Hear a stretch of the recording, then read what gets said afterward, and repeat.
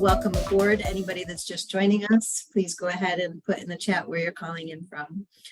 So I'm going to do a couple introductions, give us all some base language for today's presentation, and then we'll kick off an interview with our course creator and subject matter expert, and then we will have time for questions and answers towards the end. So you can either put those in the chat as we go and as you think of them, or there will be time at the end.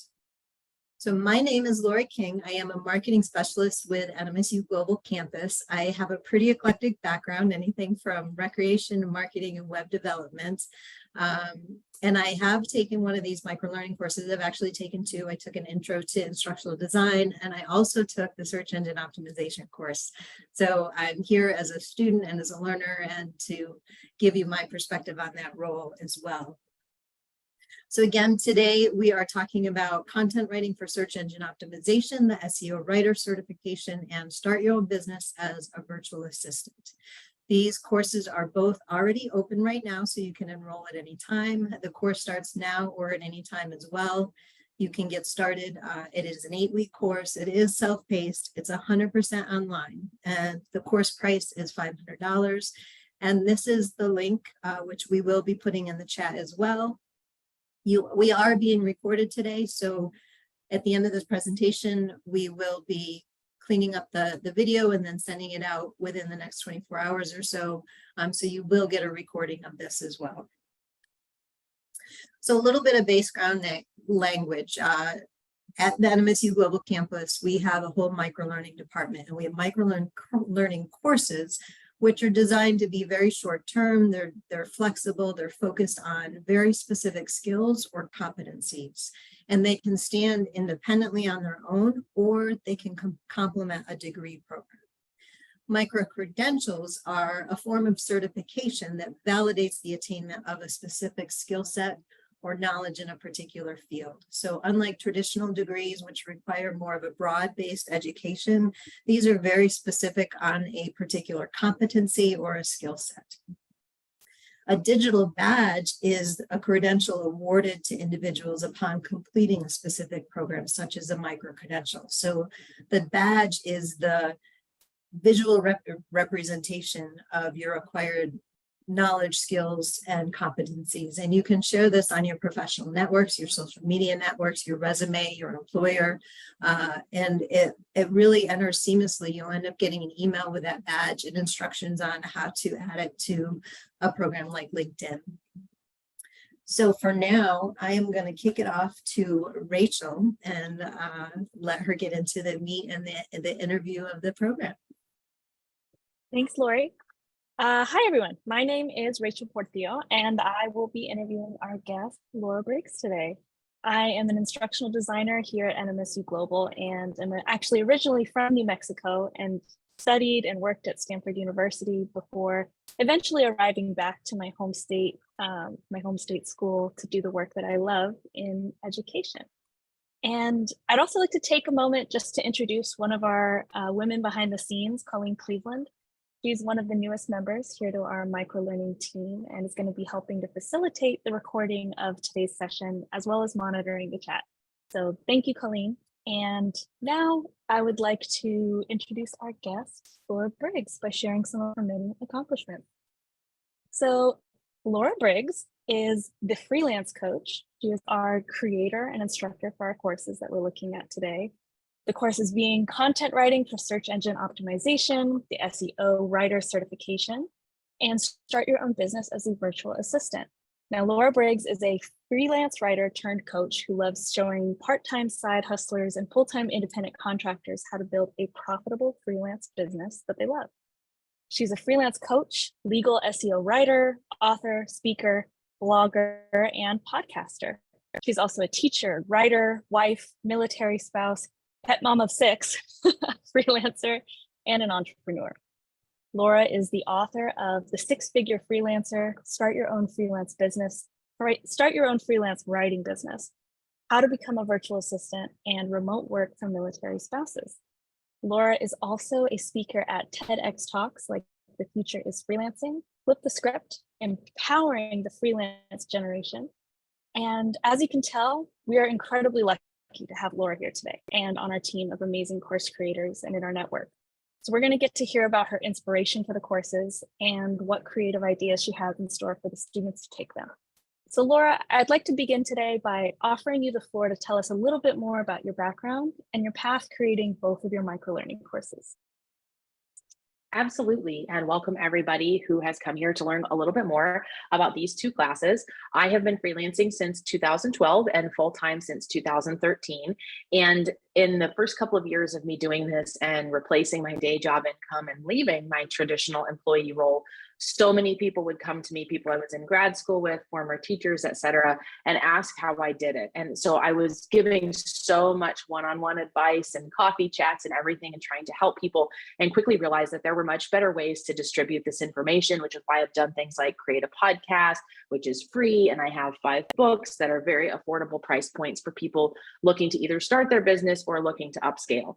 But one of the trends that I've really seen is people wanting courses that they can take at their own pace, but also have the involvement of an instructor, just like you would if you were in a traditional course that had a very clear beginning and end date. And so these 2 courses on the NMSU global platform are a great way to do that, because you fit this in with your schedule, and twice a week, every week, I check the assignments, provide feedback, return people's work, and people are in all different parts of the course at any given time. So some person may be just starting module 1, and then someone else is finishing module 8 and is looking to send in their final revision of their work samples or something like that. So that was really the inspiration, is that I've hosted online courses for many years, but one of the challenges is without homework assignments, a lot of people find these courses overwhelming or they just don't finish. And so this was that perfect blend of there's assignments, you're going to get actionable feedback, and in both of these courses, you're going to leave with things you can use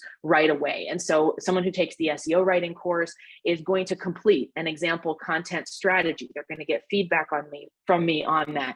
They're going to do keyword research to map out an editorial calendar. They're going to leave with at least 2 work samples that they can use to pitch to prospective freelance writing clients, or they can use as samples of their work to get into digital marketing in a more traditional role. And that's very intentional, because I want you to finish these courses and feel like you have everything you need. You've gotten a thumbs up from someone who's been doing this a long time, and you feel really confident about going forward. So this is the perfect way to do that in this online environment. And what's really cool, and I know Lori will talk about this later, is because you have students coming through at different times, people will still be commenting on your discussions, things that you've submitted to the group. You're going to still continue to get that engagement. And so even though it's asynchronous, there's still so much feedback and involvement, and you can see where other people went with different ways of thinking about the discussions as well. So it's been really great to take students through these initial iterations, and that's why I'm excited to continue doing it.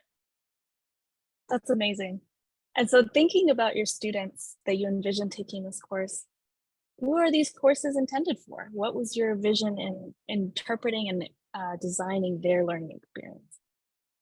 So that's a really good question, because I think both of these topics can seem overwhelming, or maybe like you need to have some kind of education or prerequisite in place before taking them. So you will learn, especially in the SEO writing class, advanced strategies for how to do SEO research, how to write for SEO, how to evaluate someone else's website and give specific feedback on what they can do better with their content. But you don't need to have any formal writing training. You don't need to have studied journalism, communications, English. If you are a good writer or a good speaker, people tell you have a way with words, you love to read, you're always critiquing other people's grammar, those kinds of things are perfect experience. My only professional writing experience was grading 7th grade student essays in my job as a history and geography teacher before becoming a freelancer. So they're really geared towards beginners, but people who are looking to up level. So there may be like some differences between the 2 courses. The Start Your Own Virtual Assistant Business course is very much geared towards someone who wants to start a side hustle, or eventually scale up to working full-time for themselves, doing things like data entry, research, social media management, things like that. the SEO writing course could have one of two different types of people. One is the person who's saying, I want to break into digital marketing, or I want to up level my knowledge on digital marketing, and I'm going to use this for my career. And that way you're leaving with work samples and content strategies that even if you're going in for your entry level first job interview, you can say, hey, I may not have done this in a job position before, but I have done this work and I understand how to write for the World Wide Web. That class can also be used by someone who is interested in starting their own side hustle as a freelance writer. So they're really designed to be accessible for total beginners. You don't need to have a background in anything. You just need to have some knowledge. I like to say for the VA course, if you've ever worked in an office or in any type of administrative role, you're in pretty good position there, especially if you love learning things that maybe take that administrative work into the next level, like you're passionate in learning about social media and what the latest trends are, or you're known as the detail-oriented logistics person when you plan the family vacation. Those are kinds of things that can transfer over really well. So they're designed to be beginner friendly on purpose, but the assignments are designed to take you to the point where you could be successful by the end of the course. Oh, that's great. And so when you're thinking about, again, your students and this flexibility, what is the advantage of, and maybe the intention behind the choice of making the course asynchronous? Mm-hmm. I think a lot of people have so much going on in their lives today, and people in both of these courses may already have full-time jobs. And so it's so hard to juggle schedules and time zones and things like that. So the purpose is, I want you to get all the rigor of a traditional class. I want you to have assignments that you have to submit. And when you submit them, you're getting feedback from me, either within your work or video feedback, where I'm telling you, these are the things I would change. This is what I think you could do better to take this to the next level. But you can do that at 10 o'clock at night. You can do that at 2 o'clock in the morning. You can do that whenever is convenient for you.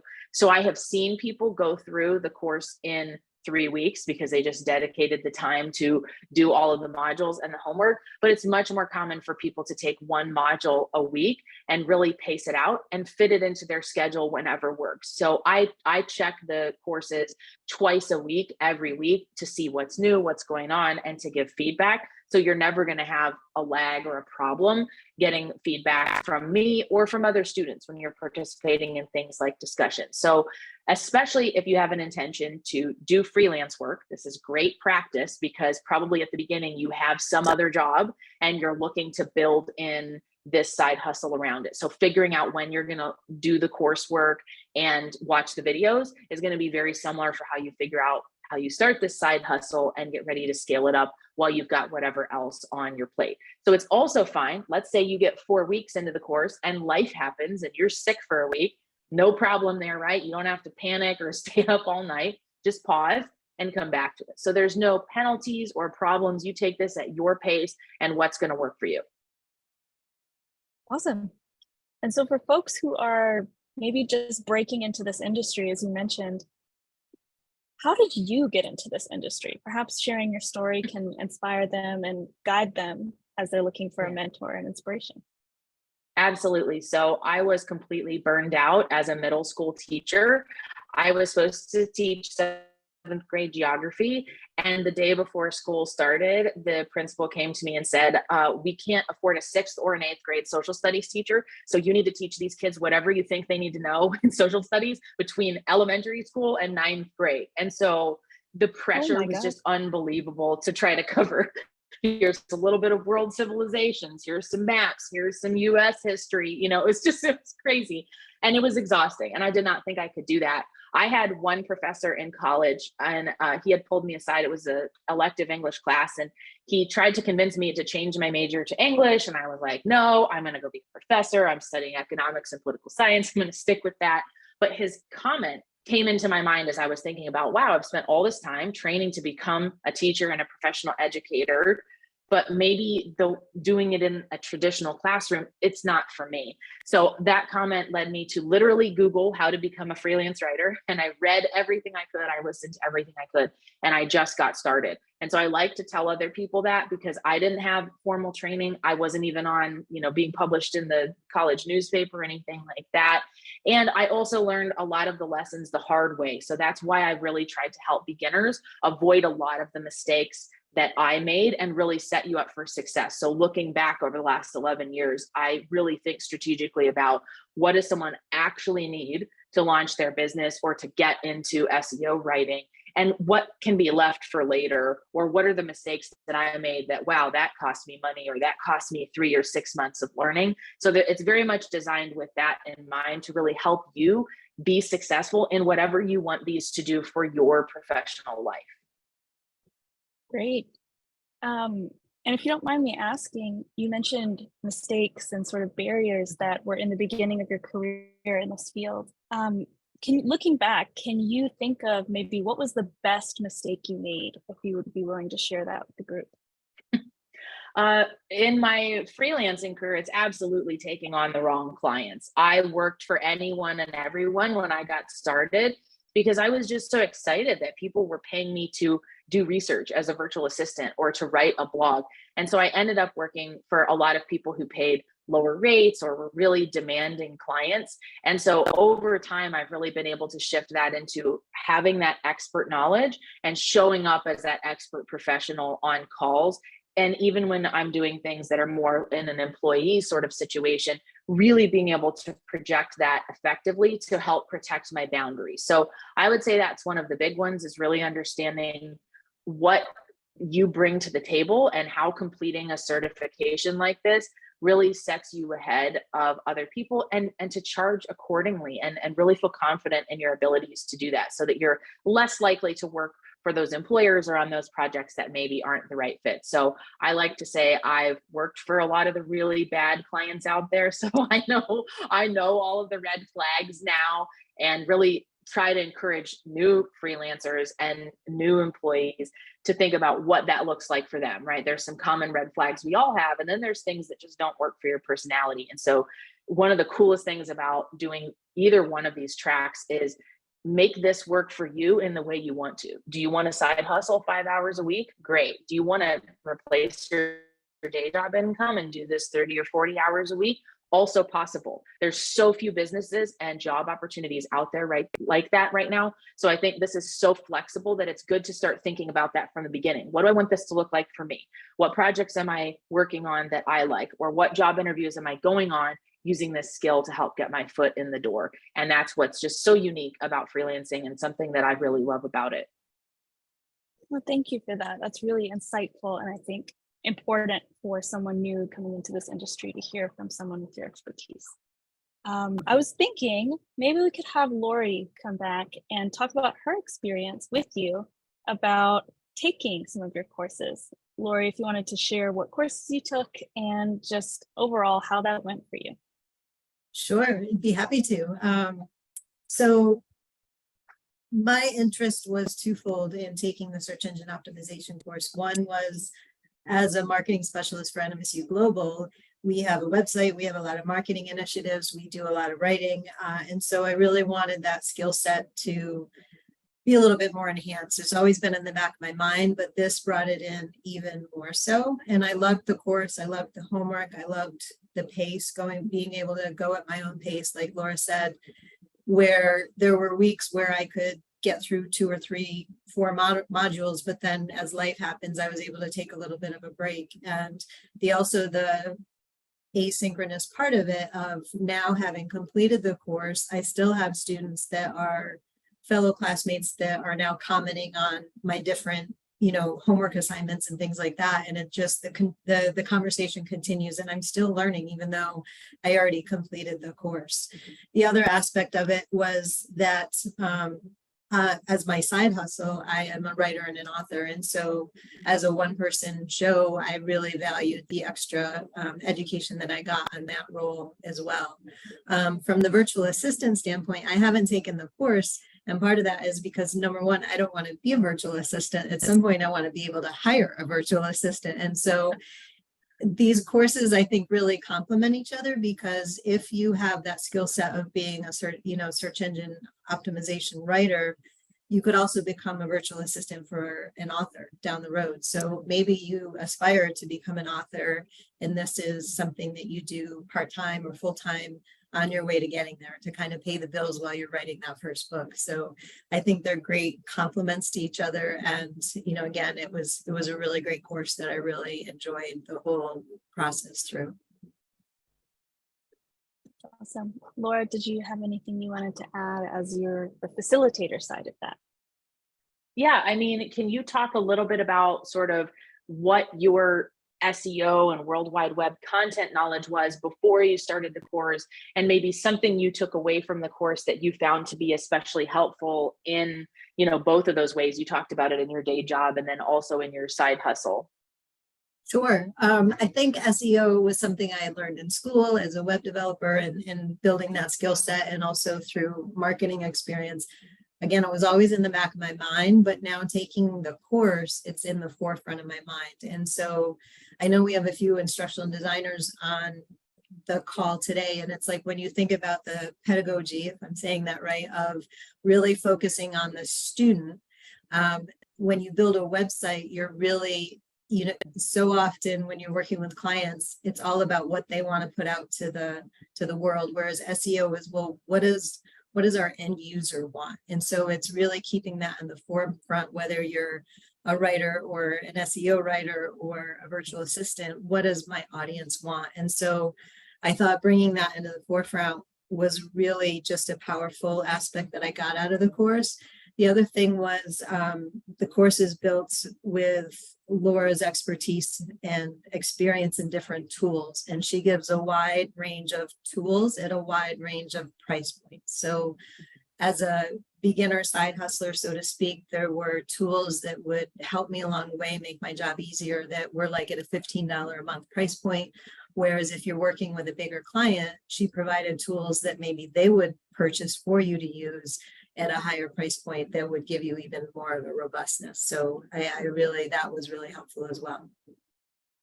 Awesome. Great. Thank Like you so a much. menu of flexibility.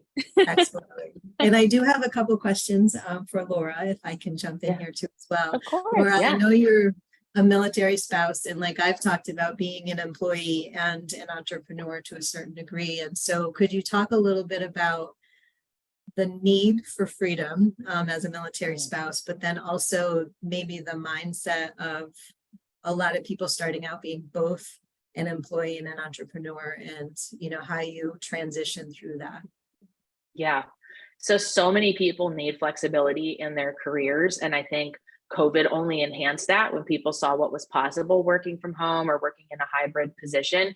But there's also a lot of people who are caregivers to children with special needs or aging parents or a family member with a disability, et cetera. So there's a lot of people who also are dealing with their own chronic health issues and are looking for something where, what is something I can do where I'm maybe not at the computer 9 hours a day, or where I'm able to get up and take breaks and take a walk and do things like that. So I think the number one thing, it's actually funny. So I'm doing my dissertation for my doctorate in business right now.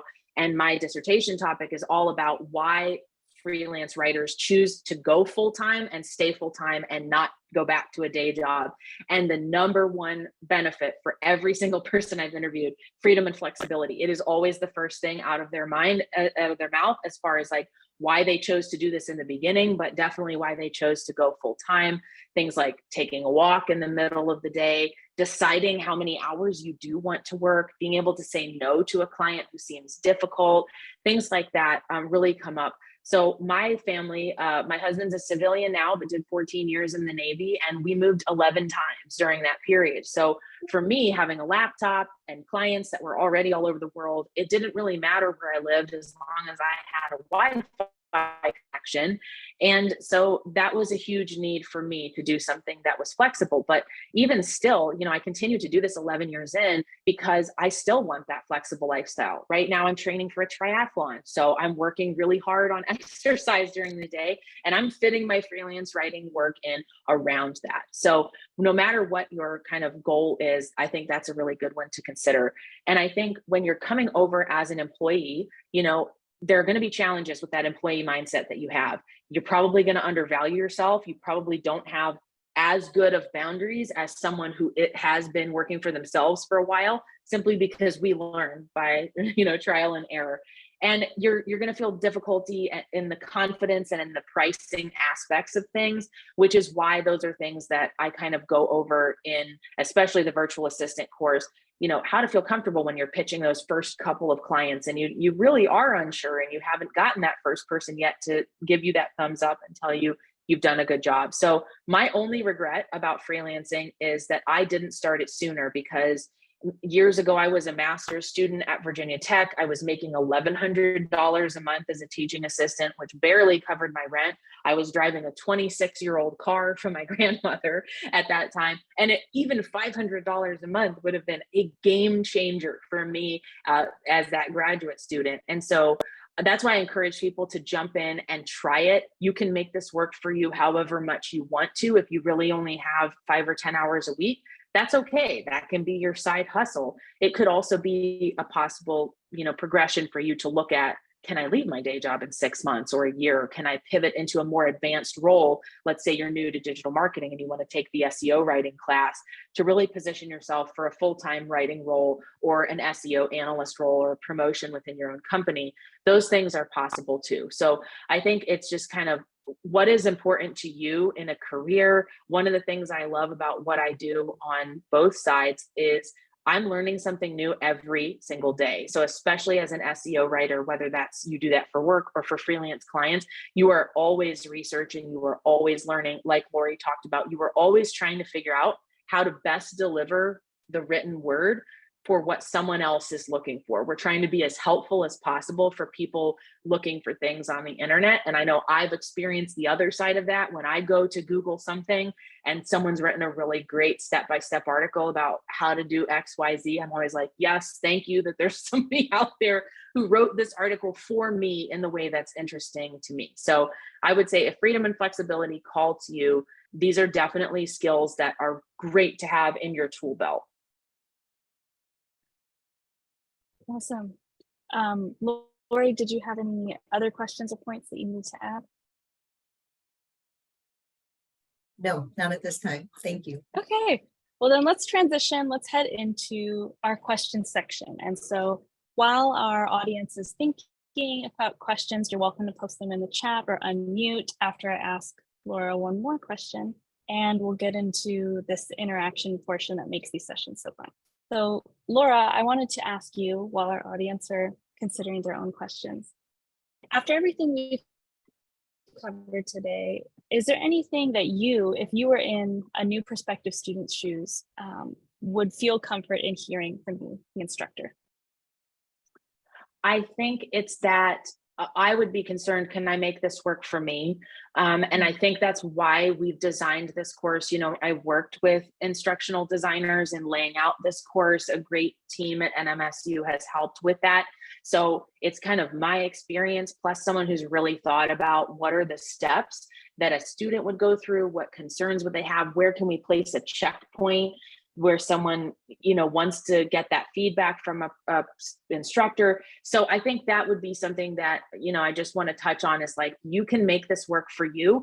And like with the materials you're creating, let's say like you're going to create a pitch in the virtual assistant course that's customized to you. I'm going to give you feedback on how well that represents you going out there into the marketplace. Your writing samples, you can pick any topic you want to write about and do the keyword research about. So it's great to do something that interests you, because the goal at the end of the day is to create materials that are going to help you go out there and do what you want to do. So there's no specific, there's steps that I'm going to have you follow, but there's no specific formula of I have to make myself look like this, or I have to make my writing sound XYZ way. It's really about let's take what you're passionate about, what you're interested in. Let's apply these technical elements to it that I know will be successful from years of doing it, but let's put it in a way that packages you up as the best possible person for the job, whatever that job might be. So I just want to confirm to people like that's something you're going to be able to do while following these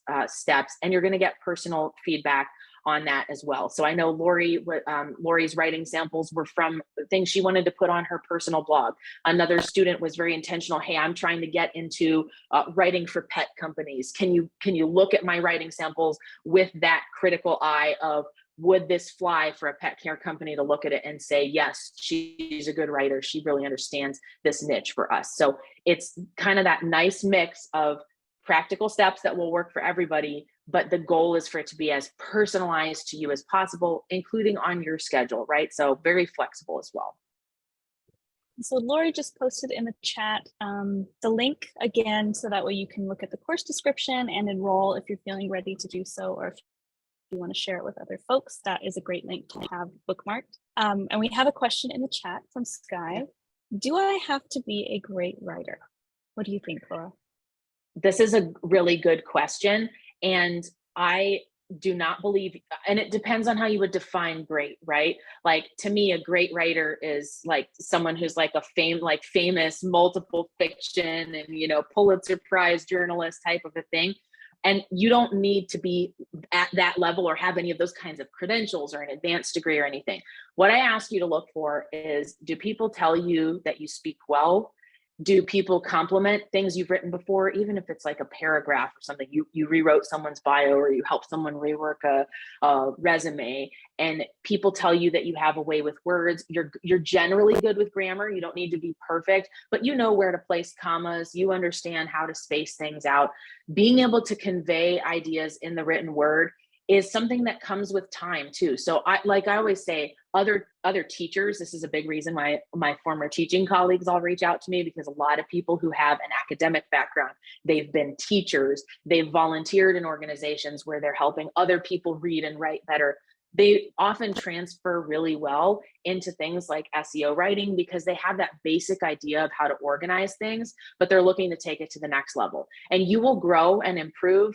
I have looked back at some of my writing samples from when I first got started, and they're embarrassing. It's like, why did anybody hire me? This is terrible. But you learn over the process of getting feedback. And in the course, I'm giving you feedback to get you over that hurdle too, right? So it's still going to be scary the first time you submit something to a supervisor or to a client, but you're going to, in the course, get feedback from me on, here's how I would change this to make this better. And so you're not only going to apply that to that piece, but you're going to take that knowledge forward of, wow, Laura really suggested that I use some subheaders and some bullet points throughout my pieces to make the text flow a little bit better. Okay, cool. That's something I can apply to all of my writing. So that's the goal, is to give you some of that feedback. And the cool thing is, you can go through that assignment as many times as you need to. We're going to keep working on your writing samples until I feel you're good to go. You could go out there and try to convince somebody to hire you with that, or you could submit that as part of a job application package. Sometimes that takes people 4 or 5 rounds of submission, and that's fine. I want to make sure you're learning the process, getting your questions answered as well. So you don't need to be a great writer. I would say having generally good writing and speaking ability and some knowledge of grammar is definitely going to be helpful. Thank you for that. I think that was a really good way to synthesize kind of the preparedness that students can feel or not feel when they're considering a course like this. And so, Janelle, I would love to hear from you. What question do you have for our awesome speaker, Laura? Thank you so much. So my question is, I've been told that I have great content, but SEO is a big problem that I have. And someone that was previously on my team, that was really like her forte. She was really good at that, and really pushed me to really put money into that. But I don't get it as much. What would be even prior to, so that my mindset would be in a good place if I were to get in a course like that? What would be some advice that you would give me to kind of like shift my mindset as someone who's been a great speaker, you know, when it comes to grammar, a big grammarian, grew up with a mom who was a retired educator and was very stickler with stuff. So I'm good at all of that. But then when it comes to SEO, you know, I'll do a post and not even put, you know, the words to get to the particular audience I need to do. What is just some advice you can give me on that? I would choose a couple of different phrases that can be random or related or not related, and do some research of what other people are showing up for with SEO. So if I just go into Google and I type in how to fix a leaking toilet, Google's going to tell me what it thinks I'm trying to solve in that moment. Read the first 3 or 4 articles. What do they have in common? how are they different? So you can still use your personal writing style and ability to communicate things. You want to lean into that because we want your content to be unique and to be consistent for you. But learning SEO is going to help you apply some of those guardrails and those technical aspects around it. And you may start to notice things that other articles have in common, even when they're presenting different steps, different ideas. They have, they're the exact opposite of each other as far as what they're saying the solution is. You'll see a similar layout, right? Like they're taking someone through a flow, they're breaking up the piece into different subtopics because today's readers are scanners. So they're doing some things just to make it easier for a reader to find what they're looking for, to understand it. And I guess I would suggest that to you as a sort of starting place.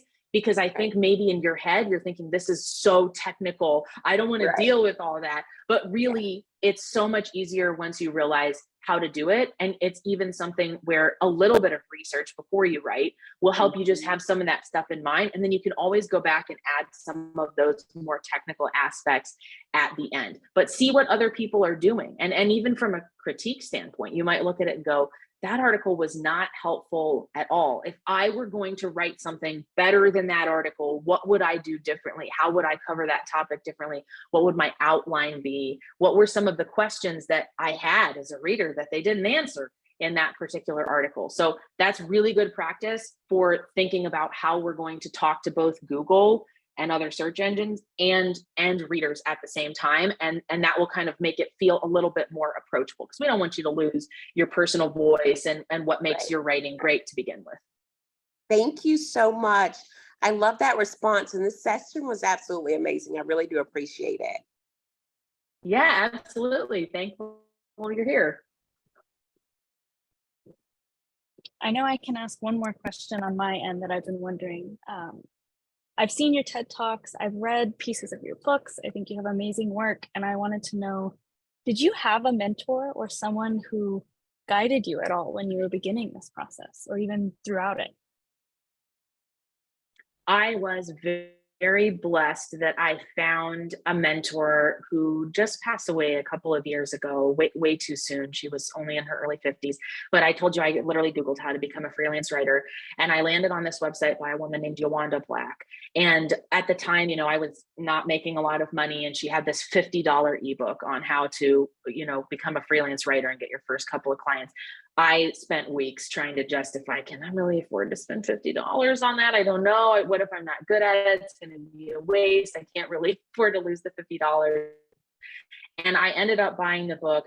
And I would probably email her once or twice a month with a question of, hey, how would you handle this? Or I had a client who said this, and what do you use this software? And she was amazing. She would always answer me. We later partnered up and sold some of our courses together and were published on each other's blogs.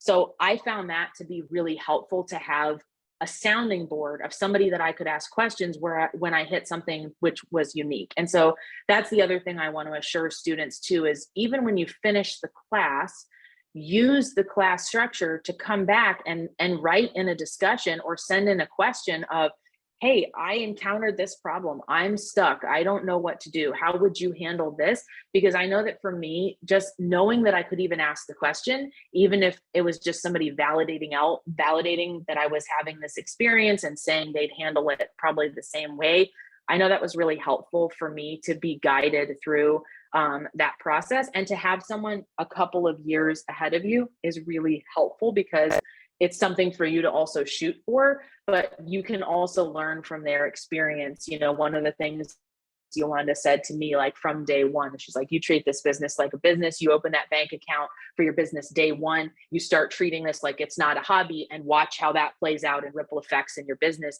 not just being organized administratively, but showing up like a CEO to your calls, having company policies that apply late fees and make it easier for you to negotiate contracts, right? Most of my clients are lawyers. So whenever I go to negotiate price or contracts, it's very difficult to go up against them and to challenge things they've said, but that mindset was so crucial. So I think it's really helpful to have someone in your corner who's invested in your success. And I encourage you, if you're interested in either of these kinds of things, go out there and learn more about it. See how people live their daily lives doing this kind of thing, some of the pitfalls they experience, because it'll really kind of help like if you're still passionate about it, you find yourself really researching it, it's really something that may be a good fit for you. Yeah. We had a question from Janelle, if you would mind putting the name of your mentor as well as the woman whose book you were buying at that time in the chat, so that way we can see that again later. And just as a reminder, this session is recorded. We will be posting it and sending it out to all of you, so you'll be able to recall information, replay, fast forward, and see all of the links that we were including in today's session. So with that, I want to thank you all for coming today. Thank you, Laura, for sharing your expertise, your wisdom, and a little bit of you with us. We're so grateful that we had the opportunity to get to know you today. So thank you, everybody. Thanks, everyone.